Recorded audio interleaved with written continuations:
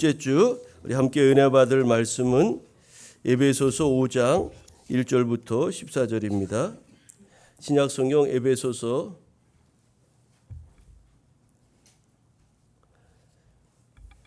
5장 1절부터 14절.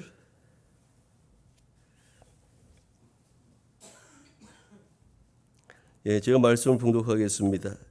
그러므로 사랑을 받는 자녀같이 너희는 하나님을 본받는 자가 되고 그리스도께서 너희를 사랑하신 것 같이 너희도 사랑 가운데서 행하라. 그는 우리를 위하여 자신을 버리사 향기로운 제물과 희생 제물로 하나님께 드리셨느니라. 음행과 온갖 더러운 것과 탐욕은 너희 중에서 그 이름조차도 부르지 말라. 이는 성도에게 마땅한 바니라. 누추함과 어리석은 말이나 희롱의 말이 마땅치 아니하니 오히려 감사하는 말을 하라. 너희도 정녕 이것을 알거니와 음행하는 자나 더러운 자나 탐하는 자 곧 우상 숭배자는 다 그리스도와 하나님의 나라에서 기업을 얻지 못하리니 누구든지 헛된 말로 너희를 속이지 못하게 하라. 이로 말미암아 하나님의 진노가 불순종의 아들들에게 임하나니 그러므로 그들과 함께하는 자가 되지 말라. 너희가 전에는 어둠이더니 이제는 주 안에서 빛이라. 빛의 자녀들처럼 행하라. 빛의 열매는 모든 착함과 의로움과 진실함에 있느니라. 주를 기쁘시게 할 것이 무엇인가 시험하여 보라. 너희는 열매 없는 어둠의 일에 참여하지 말고 도리어 책망하라. 그들이 은밀히 행하는 것들은 말하기도 부끄러운 것들이라. 그러나 책망을 받는 모든 것은 빛으로 말미암아 드러나나니 드러나는 것마다 빛이니라. 그러므로 이르시기를 잠자는 자여 깨어서 죽은 자들 가운데서 일어나라. 그리스도께서 너희에게 비추이시리라 하셨느니라. 아멘. 오늘 에베소서 5장 1절부터 14절 말씀 중심으로 하나님을 본받는 자, 이런 제목으로 같이 말씀을 나누겠습니다. 무더위 가운데 여러분 한 주간 잘 지내셨어요? 성령강림절 후에 12번째 되는 주일이고 오늘은 우리 8.15 광복기념주일 또 남북평화통일 공동기도주일입니다. 지난주 수요일 8월 7일이 절기상으로는 이제 가을의 문턱이라는 입추였습니다. 입추가 지나면서 새벽과 또 이제 밤 기온이 조금은 내려간 것 같죠. 또 제가 보니까 새벽에 이슬도 맺히고 그러더라고요. 하나님 만드신 계절의 순환 또 하나님의 시계는 이제 정확하게 맞아 떨어지게 된다는 것을 우리가 알 수가 있는데 낮 기온이 여전히 34도를 웃돌지만 그 여름 무더위는 물러가고 신선한 기온과 또 가을 국화를 비롯한 이 가을 꽃들을 우리가 보게 될 것 같아요. 이번 주만 잘 견디면 광복절 지나고 나서는 이 더위가 한풀 꺾일 것이라는 예보가 있습니다. 지난주에 우리 이순재 권사님 경주가 아주 고향이 경주인데 이 경주 아주 가보니까 좋더라고요. 또 일라 신라에 도읍지기도 하고 또 아주 경주가 좋다고 많이 그랬는데 뉴스에 경주 기온이 39도까지 올라갔대요. 그래서 제가 경주 뭐 더워서 안 좋겠네요. 그랬어요. 근데 이비방정이라고 저희 고향이 여주인데 여주가 주중에 몇 도를 찍었는지 아십니까? 40도를 찍었어요. 40도. 여주에 실력사도 있고 영릉도 있고 뭐 여주에 또 관광지가 많고 살기 좋은 곳이라 그러는데 우리 동네 남흉 봤더니 우리 고향도 40도를 찍어서 지난주 최고로 높은 지역 일기예보 중에 그렇게 나왔더라고요. 여러분 어떻게 될지 몰라요. 남흉 보지 말고. 프랑스 올림픽에서 계속해서 금메달의 좋은 소식이 올라오고 있죠. 당초 5개 정도의 금메달을 기대했는데 현재 어제까지 우리나라가 금메달 13개로 종합 7위를 달리고 있습니다. 1988년 88 서울 올림픽 우리나라에서 했지 않았습니까? 홈그라운드에서 우리나라가 금메달을 몇 개 땄냐면 제가 찾아보니까 금메달 12개로 종합 4위를 했다고 합니다. 기록에 그렇게 남아 있는데 지금 그때 금메달 개수를 추월하고 있는 거예요. 얼마나 지금 대단합니까? 당초 5개 딸 것이라 예상했는데 지금 13개를 뛰어넘고 있으니 남은 기간 잘 마무리하기를 기대합니다. 어제 우리가 우상혁 선수가 금메달 후보라고 그렇게 예상을 했는데 그만 떨어졌어요. 그래서 메달권 밖으로 떨어졌는데 좀 아주 펑펑 울더라고요. 몇 년 동안 그것을 준비했는데 결실을 못 보니까 그 아픔이 컸지 않았겠습니까? 오늘은 일제에게 빼앗겼던 나라의 주권을 다시 찾은 광복을 기념하는 광복기념주일이며 또 분단된 조국의 평화통일을 기원하는 남북평화통일 공동기도주일입니다. 잃어버린 나라를 되찾기 위해서 수많은 선열들이 목숨을 바쳐서 독립투쟁을 하였습니다. 그런데 광복은 우리의 힘으로 이룬 것이 아니라 제2차 세계대전에서 일본이 이제 패망함으로 말미암아 그렇게 예기치 못한 일로 일어난 은혜의 사건이라고 볼 수가 있어요. 이 남북 간의 화해와 통일이 좀처럼 일어나지 않을 것 같은 암담한 현실입니다. 아주 대화가 막혀 있고 남북 간에 언제 대화가 돼야죠. 평화 통일이 오고 그러잖아요. 우리가 볼 때는 또 만남이 있어야 뭐가 이루어지는데 그런 것들이 지금 경색 국면에 있고 언제 이야기가 나누고 또 서로 왕래하며 또 그런 이제 관계가 회복될지 모르겠습니다. 그런데 여러분 우리가 가만히 인류 역사를 보면 우리의 뜻과 계획대로 된 것이 얼마나 많이 있나요? 우리의 생각과 계획대로 되지 않은 일들이 훨씬 더 많습니다. 역사의 큰 사건들은 전혀 예상치 못한 방법을 따라서 하나님의 주권적인 섭리 아래서 이루어졌다는 것을 기대하면서 우리가 할 수 있는 것 우리가 해야 되지 않겠어요? 제가 늘 강조하는 말이지만 우리는 기도하고 하나님은 역사하신다. 우리가 할 수 있는 것은 기도하는 것 아닙니까? 남북 평화 통일 위해서 기도하고 또 이 나라 민족 하나님 은혜 안에서 굳건한 민족 될 수 있도록 계속해서 기도하는 것은 우리의 역할이고 이 나라를 지키시고 보호하시고 번영 발전하게 하시는 분은 우리 하나님이시라는 그런 믿음을 가지고 우리가 나아가야 하겠습니다. 오늘은 성령 강림의 12번째 주일인데 오늘의 성서일과 주제는 성령의 사람 생명의 떡을 먹으라 합니다. 생명의 떡. 우리가 몇 주 걸쳐서 생명의 떡 예수님에 대해서 말씀을 드렸어요. 생명의 떡을 먹어야 된다. 예수님을 먹어야 된다. 여러분 그래야 산다는 거예요. 그런데 어떻게 예수님을 어떻게 먹습니까? 이 말씀의 의미를 우리가 잘 이해해야 되겠죠. 우리 예수님을 우리 안에 모시는 겁니다. 우리가 먹는다는 것은 음식물이 내 안에 들어와 있는 것 아닙니까? 그런 것처럼 우리가 예수님을 내 안에 주님으로 모시고 그분의 은혜 아래서 살아가는 것, 그것이 생명의 양식인 예수님을 떡으로 먹는 것, 그분을 마음에 모시고 살아가는 것 아니겠습니까? 여러분 올림픽이 한창인데 금메달 딴 선수들이 수상 소감을 들어보면 그런 이야기를 많이 합니다. 자신이 어렸을 때 정한 롤모델이 있었다는 거죠. 그리고 그 사람을 보고서 열심히 운동에 매진하고 마침내 그와 동등한 자리에 서게 되었다고 그렇게 이야기하는 것을 아주 감격해하는 것을 볼 수 있어요. 어제 리디아 고가 금메달 여자 골프에서 금메달을 땄는데 그 우리나라 사람인데 네덜란드에 이민 갔어요. 그래서 올림픽에 3번 나갔고 처음에 은메달 따고 또 두 번째 동메달 따고 이번에 금메달 땄어요. 그래서 금운동을 딴 유일한 그런 여자 골프 선수로 리디아 고라는 그런 사람인데 한국 사람 만나면 다 한국말만 하죠. 그런데 어쨌든 어렸을 때 네덜란드로 이민을 가서 네덜란드 국적을 가지고 이번에 나와서 금메달을 땄어요.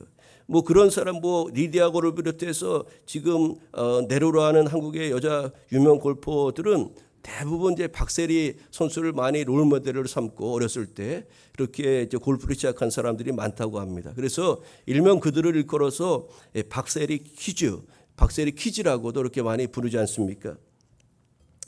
여러분 바울이 오늘 본문에서 그리스도 안에서 새 사람 된 성도들이 본받아야 될 그 롤 모델이 있다고 말씀하고 있어요. 우리가 본받아야 된다. 누구를 본받아야 된다는 거예요. 그 롤 모델은 궁극적으로 하나님을 본받으라는 거죠. 하나님을 본받으라.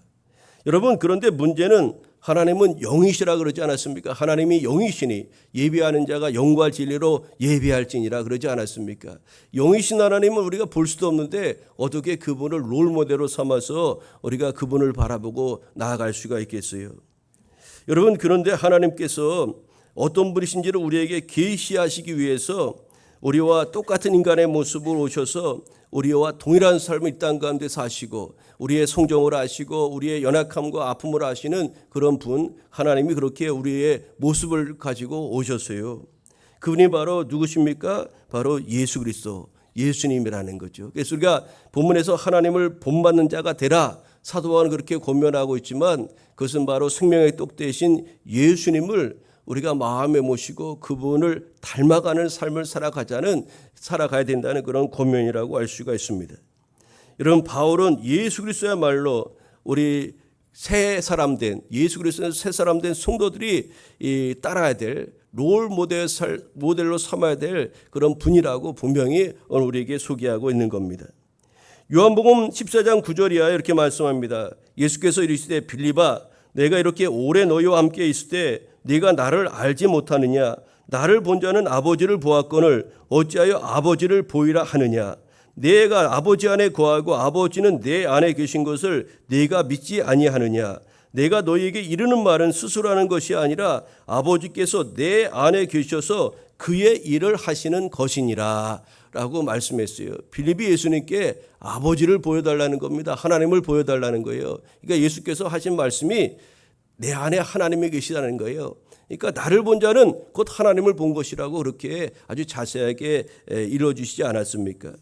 여러분, 오늘 우리가 하나님을 본받는 자라는 그런 주제로 제목으로 말씀드리지만 실제 이 제목은 우리가 주님을 본받는 자가 되어야 된다는 그런 제목이라고 알 수가 있습니다.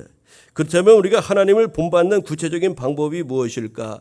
오늘 우리가 읽은 본문을 통해서 그 내용, 우리가 주님을 닮아가는 방법, 어떻게 주님을 닮아가야 되는지 그 구체적인 방법은 무엇인지를 하나씩 살펴보고자 합니다. 첫째로 우리가 주님을 닮아간다는 것은 예수님의 사랑을 본받아야 한다는 사실입니다. 여러분, 1절 말씀이 이렇게 말씀하죠. 그러므로 사랑을 받은 자녀같이 너희는 하나님을 본받는 자가 되고, 이렇게 말씀하고 있어요. 여러분, 저와 여러분은 하나님의 엄청난 사랑을 받은 자라는 것을 잊지 마시기를 바랍니다. 우리가 부모의 역할이 참으로 중요하죠. 우리 자녀들을 어떻게 양육하느냐가 참으로 중요합니다. 저는 아버지가 일찍 돌아가셔서 아버지의 부정을 잘 모릅니다. 아버지 사랑을 못 받아가지고, 그래서 제가 저는 그렇다고 치는데 우리 아이들을 어떻게 아버지로서 키울까? 그 아버지로부터 배운 게 없으니까, 본 것이 없으니까 그게 많은 그런 고민이 되었어요. 장가 가서 아이들을 낳고 그러다 보니까. 근데 그런 고민을 저만 한 것이 아니라 주변에 이야기하다 보니까 이제 일찍 부모님을 여의신 그런 저 또래의 그런 분들이 공통적으로 했던 생각이더라고요. 그러니까 부모는 우리에게 뭔가를 아주 잘 가르쳐주고 뭔가를 엄청나게 해줘서 부모가 아닙니다. 부모는 그 존재 자체로 그냥 우리 옆에 그늘로 큰 나무처럼 그냥 계신 것 자체가 우리에게 큰 힘이 되고 또 은혜가 되는 것 아니겠어요? 여러분, 그런데 우리는 하나님으로부터 엄청난 사랑을 받았다는 겁니다. 1절에 사랑을 받은 자녀같이, 여러분, 저와 여러분이 하나님으로부터 엄청난 사랑을 받았어요. 우리 자녀를 양육할 때 아주 엄격한 집안에서 이렇게 자란 자녀들은 커서 자신이 부모가 되면 그 배운 것이 그것이 되기 때문에 아주 엄격한 부모의 모습이 그게 답인 것으로 그렇게 한다는 거죠. 또 부모로부터 사랑과 애정을 듬뿍 받고 자란 그런 자녀들은 우리가 부모의 역할은 이것이구나. 그렇게 하면서 우리 자녀들에게 넘치는 사랑을 이렇게 흘려보내는 그런 일들을 하게 된다는 거예요. 그래서 부모의 역할이 참으로 중요하다는 것인데, 우리는 이미 하나님으로부터 엄청난 사랑을 받았다는 겁니다. 그리스도인은 그런 정체성을 가진 사람들 아닙니까? 그런 우리는 하나님을 본받는 자가 되어야 된다. 우리가 하나님으로부터 받은 사랑이 어떤 건지를 알기에 그 사랑을 기억하면서 이제 사랑을 이 땅 가운데 드러내는 성도의 삶을 가꾸라는 말씀 아닙니까? 그러면서 우리가 본받을 사랑의 원형이 누구인지를 이어지는 2절에 이렇게 분명히 소개하고 있어요. 2절에 이렇게 말씀하죠.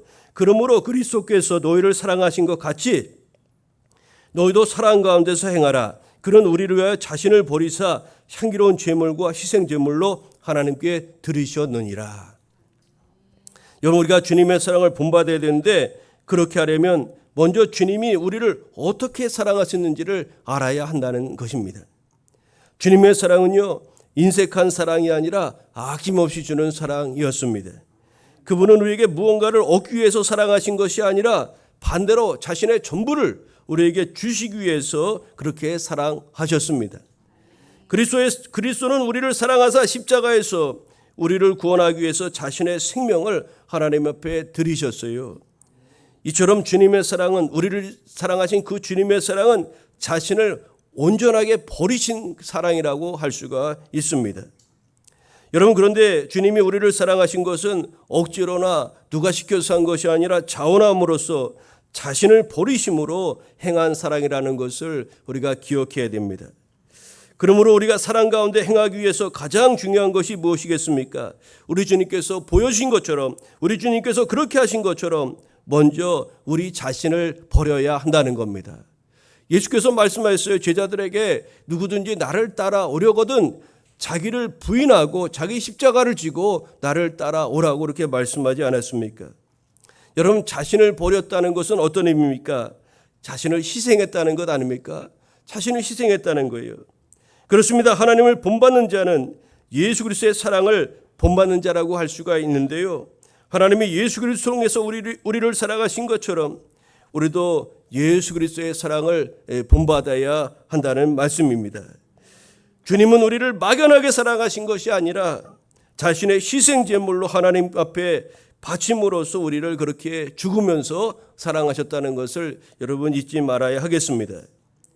여러분, 그런데 우리는 오늘 주님처럼 우리의 가족이나 이웃들의 구원을 위해서 희생을 감수하는 삶을 살아가고 있는지 한번 오늘 말씀 앞에 우리 자신을 한번 살펴볼까요?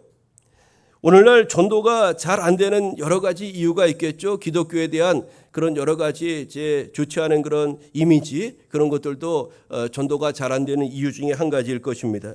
그렇지만 또 다른 것 중에 하나는 우리 그리스도인들이 예수님이 보여주신 바 그런 희생보다는 이기적인 그런 모습으로 사람들에게 보이기 때문 아닌가 싶습니다. 과연 오늘날 한국 교회 그리스도인들의 삶의 형태가 비그리스도인들과 비교해서 좀 더 이타적이고 좀 더 희생적이라고 여러분 그렇게 자신 있게 말할 수 있겠습니까? 우리는 평소에 이웃을 배려하고 양보하고 사랑하는 삶을 살아가고 계십니까? 오늘 본문 2절 말씀에 주님이 우리를 죽기까지 사랑하신 것처럼 우리도 그런 사랑을 행하라고 오늘 말씀하고 있습니다. 또한 요한복음 13장 34절에 새 계명을 너희에게 주노니 서로 사랑하라. 내가 너희를 사랑한 것 같이 너희도 서로 사랑하라고 우리 주께서 말씀하였습니다. 하나님을 본받는 성도의 삶은, 예수님을 본받는 성도의 구체적인 삶은 그것은 무엇일까요? 주님이 우리를 그렇게 희생하면서 사랑하신 것처럼 우리도 서로 사랑으로 행하라는 그 말씀을 따라 사는 것이라는 것을 여러분 우리가 잊지 말아야 하겠습니다. 우리가 하나님을 본받는 삶, 다시 말해 예수 그리스도를 우리가 닮아가는 그런 구체적인 삶의 두 번째 내용은 무엇이어야 될까요? 그것은 바로 어둠에 속한 것들을 버리는 것이라고 할 수 있겠습니다. 여러분, 주님을 본받는 삶은 어둠에 속한 일들을 버리는 것인데, 어둠의 일이란 한마디로 죄악을 의미합니다.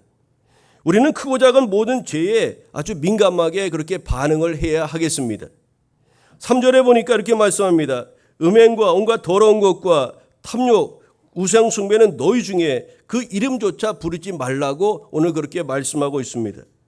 또한 이곳의 결과를 5절에는 이렇게 밝힙니다. 음행하는 자나 더러운 자나 탐하는 자, 곧 우상 숭배하는 자는 다 그리스도와 하나님의 나라에서 기업을 얻지 못하리라. 여러분, 3절과 5절이 이렇게 짝을 이루고 있고 4절과 6절이 짝을 이루고 있는데, 여러분 이렇게 죄악의 결과가 분명하다는 것을 오늘 성경은 밝히고 있어요.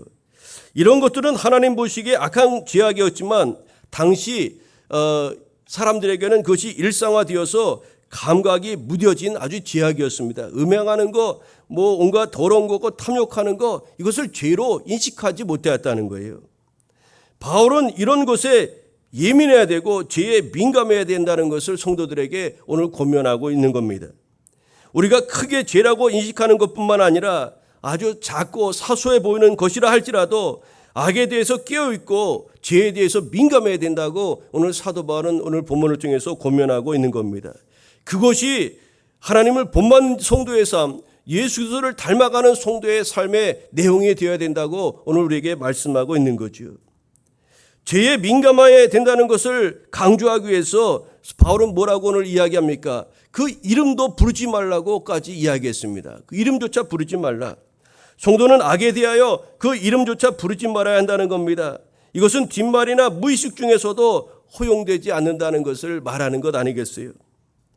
여러분, 어둠에 속한 것을 버려야 되는데 이와 더불어 버려야 될 것을 또 한 가지 강조하는데 바로 말과 관련된 것을 새롭게 하라고 말씀하고 있죠. 4절에 보니까 이렇게 말씀합니다. 누추함이나 어리석은 말이나 희롱의 말이 마땅하지 아니하니 오히려 감사하는 말을 하라고 4절에 말씀합니다. 여러분, 누추함이란 천박함을 뜻하고 어리석은 말이란 의미 없는 말을 뜻합니다. 희롱의 말이란 재빠르고 재치 있는 그런 말이라고 할 수가 있는데 고대 철학자 아리스토텔레스는 그의 윤리학에서 이 단어를 대화의 유희 또는 요즘 말로는 언어 유희 그렇게 이제 볼 수가 있는 겁니다. 당시 헬라인들의 뛰어난 언어 감각을 가지고 언어 유희를 그렇게 즐겼던 겁니다. 여러분, 우리가 성도로서 어리석은 말을 자제해야 한다는 사실이에요. 또한 세상적으로 재미있고 즐거운 말보다 감사의 말을 적극적으로 사용하는 그런 성도가 되어야 한다는 말씀이죠.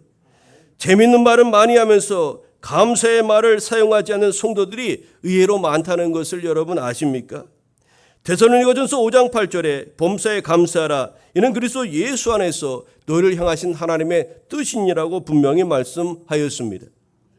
범사 즉 모든 일 가운데 감사를 찾으라는 그런 말씀 아니겠습니까? 성도인 저와 여러분은 하나님의 은혜에 감사하는 감사에 뛰어난 언어 감각을 가져야 될 줄로 믿습니다. 그리스도인들은 감사의 말을 잘하는 사람이어야 합니다.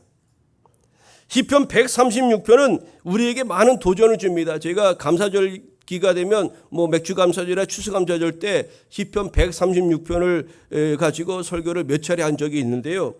136편의 주제는 무엇입니까? 여호와께 감사하라. 그는 선하시며 인자하심이 영원함이로다입니다. 여기서 반복되는 그 말이 있는데 그것이 무엇이냐면 그는 선하시며 인자하심이 영원함이로다. 그렇게 후렴구로 그거 달려있고 그 앞에 조건절로 그 하나님에 대해서 여러 가지를 이제 고백하죠. 그는 선하시며 여호와께 감사하라. 그는 선하시며 인자하심이 영원하다. 우리에게 일할 수 있는 힘을 주신 하나님께 감사하라. 그는 선하시며 인자하심이 영원함이로다. 아침 햇살을 보게 하신 하나님께 감사하라. 그는 선하시며 인자하심이 영원하다. 이런 식으로 이 시편 136편의 시편의 저자는 그렇게 아름다운 시를 써서 고백하고 있어요. 여러분, 우리가 주님을 본받는 삶을 살아야 되는데 그렇게 하지 못하도록 우리를 속이는 자가 있어요. 우리는 그것을 경계하고 정신을 차려야 되겠죠. 이 정도의 죄는 괜찮아 미혹하는 그런 공중의 권세 잡은 자 불순종의 아들의 그 마귀의 속임수에 우리가 넘어가지 말아야 된다는 것입니다. 오늘 본문 6절에 그런 말씀이 있죠. 헛된 말로 너희를 속이지 못하게 하라. 이로 말미암아 하나님의 진노가 불순종의 아들들에게 임한다고 말씀하고 있지 않습니까? 거짓 교사들이나 이단의 그럴듯한 말에도 우리가 미혹되거나 넘어가지 말아야 합니다. 그들과 함께 하지 말고 우리가 물리쳐야 되죠. 어둠에 속한 일들을 버리고 우리가 감사의 말을 하면서 하나님 앞에 나아가는 것, 그것이 바로 주님을 본받는 자, 주님을 닮아가는 성도의 그런 삶이라는 것을 기억하시고 오늘 그런 아름다운 삶을 이루어가는 우리 모두 되기를 소망합니다. 마지막으로 오늘 뭐라고 말씀합니까? 우리가 하나님을 본받는 자는 또 주님을 닮아가는 자의 삶은 구체적으로 무엇이 되어야 되겠죠? 빛의 자녀로서 빛의 열매를 맺으라고 말씀합니다. 여러분 8절에 보니까 너희가 전에는 어둠이더니 이제는 주 안에서 빛이라. 빛의 자녀들처럼 행하라고 말씀하였습니다. 여러분, 이것은 우리가 어떤 존재인지를 보여주는 아주 너무나 좋은 그런 은혜의 말씀이 아닐 수가 없어요. 그리고 우리의 신앙과 또 예적인 변화가 어느 단계까지 나아가야 되는지를 우리에게 가르쳐주는 너무나 선명한 그런 말씀이라고 알 수가 있습니다. 우리가 예수님을 믿으면 반드시 우리 안에 내적으로 외적으로 변화가 일어납니다. 예수님 믿는데 예수님 믿기 전과 지금이 완전히 달라지지도 않았다는 사람은 뭔가 잘못된 겁니다. 예수님을 믿지 않는다든가 아니면 그냥 교회만 왔다 갔다 하는지도 모릅니다. 정말로 예수님을 우리 마음에 모시고 살아가는 사람이라면 우리 내적인 변화뿐만 아니라 영적인 변화도 반드시 일어나게 되어 있다는 거예요. 여러분, 우리에게 일어난 영적인 변화가 무엇인지를 오늘 8절은 가르쳐 주고 있는데요. 예수님 믿기 전에 우리의 존재, 우리의 실존은 무엇이었냐면 어둠이었다는 겁니다. 어둠. 그러니까 어둠이 뭡니까? 아주 아무것도 캄캄 빛이 없는 그런 상태 아닙니까? 생명과 구원의 빛이신 예수님께 완전히 돌아섰던 그런 어둠의 상태, 그때를 의미하는 것 아닙니까?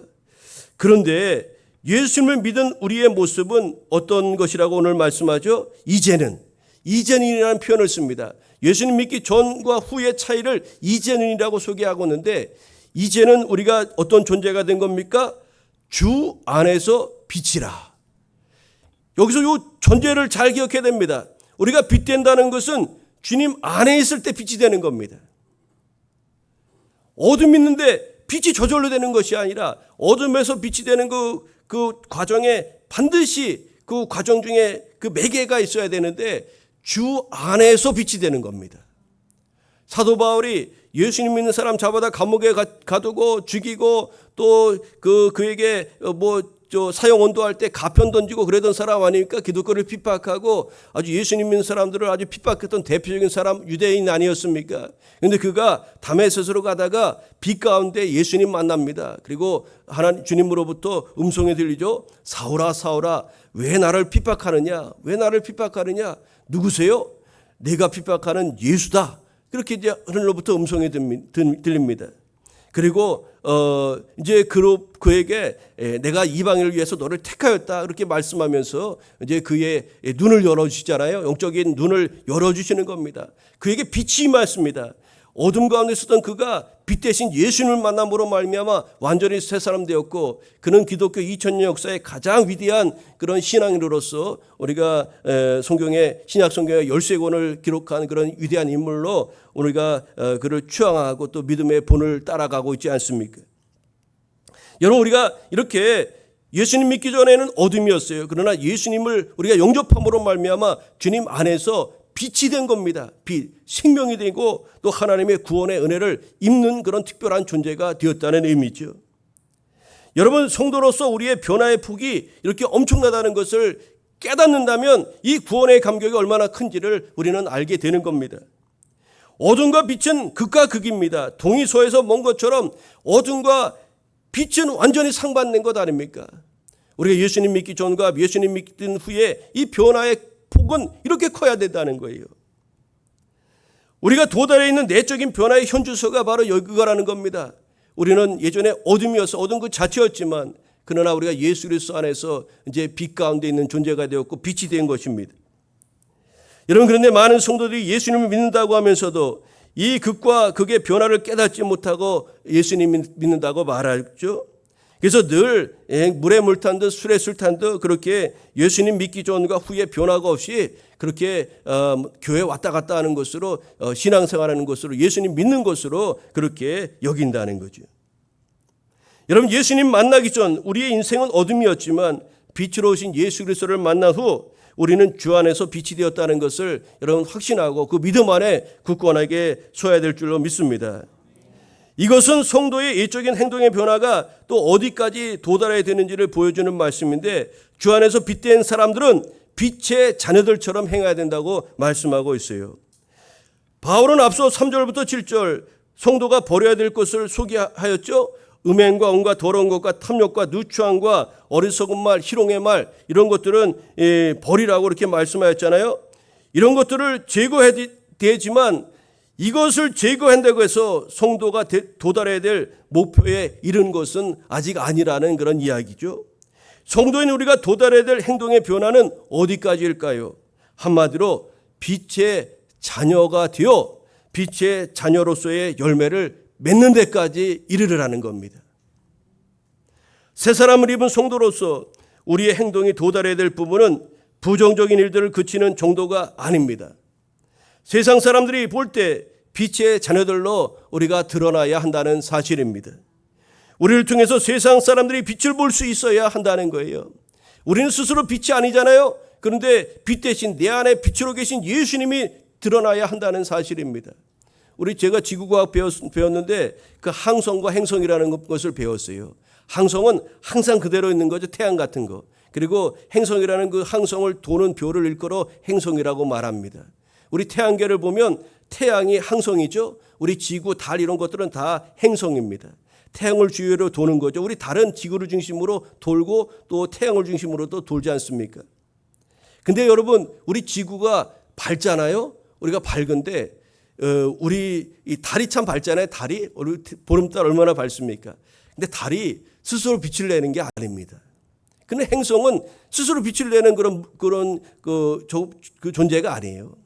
그 행성은 태양으로부터 빛을 받아서 그것이 우리에게 비춰져서 동그랗게도 보이고 손톱 모양의 그 달로도 보이고 그렇게 보이는 것 아닙니까?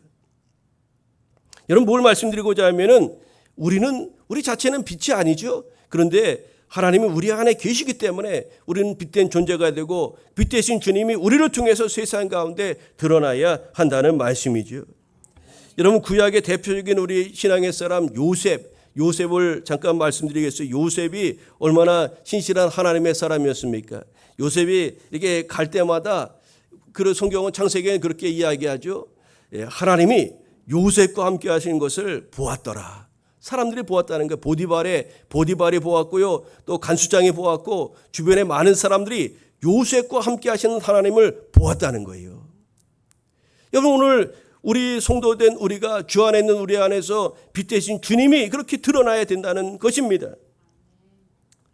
여러분, 오늘 그러면서 하신 말씀이 빛의 열매를 맺어야 된다. 빛의 자녀들처럼 행하고 빛의 열매를 맺으라고 말씀하죠. 그러면서 빛의 열매를 뭐라고 소개하죠? 모든 착함과 의로움과 진실함이라고 이렇게 말씀합니다. 우리가 빛의 열매인 착함과 의로움과 진실함의 열매를 맺어야 되는 그 이유가 있는데 그것은 바로 무엇일까요? 그것은 바로 우리가 빛으로 부르신 주님을 기쁘시게 해드리기 위함입니다. 오늘 10절에 뭐라고 말씀합니까? 주를 기쁘시게 할 것이 무엇인가 시험하여 보라. 여러분, 우리가 주님의 자녀로 살아가고 오늘 말씀드린 것처럼 예수 그리스도의 사랑을 본받고 어둠 속에 속한 일들을 버리고 빛의 자녀로서 빛의 열매를 맺으며 살아가면 우리를 빛의 자녀로 부르신 우리 주님께서 기뻐하신다는 것입니다. 이제 말씀의 결론을 맺고자 합니다.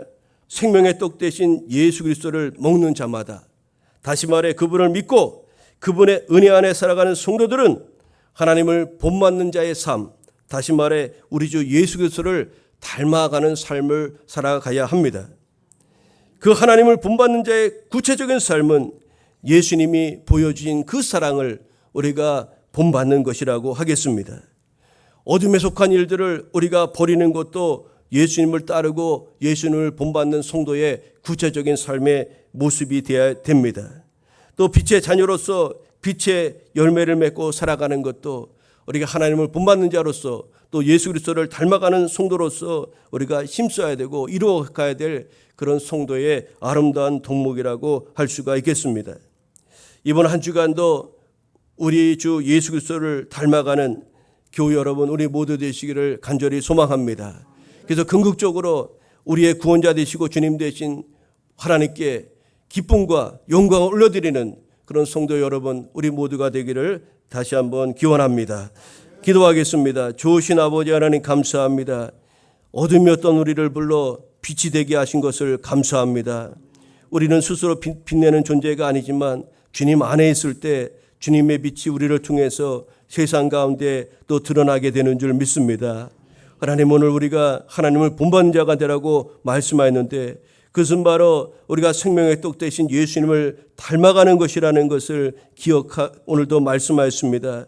우리가 주님을 닮아간다는 것은 구체적으로 우리 예수 그리스도의 사랑을 본받는 것이요, 또 주님께서 기뻐하지 않는 어둠에 속한 일들을 버리는 것이요, 또 빛의 자녀로서 착함과 의로움과 진실함의 빛의 열매를 맺으며 살아가는 것이라고 오늘 말씀하였습니다. 하나님 주신 말씀을 기억하면서 우리가 하나님의 사람으로 하나님을 닮아가는 그런 믿음의 사람으로 그렇게 이번 한 주간도 살아갈 수 있도록 주님 인도하여 주옵소서. 주님, 우리를 통해서 하나님의 나타내심이 임하게 하여 주옵소서. 우리를 통해서 주님의 거룩하심과 영광이 드러나게 하여 주옵소서. 우리 이 시대 하나님의 귀한 도구로 그렇게 사용해 주시고 우리 주님 홀로 영광받아 주옵소서. 감사드리오며 예수님의 이름으로 기도하옵나이다. 아멘.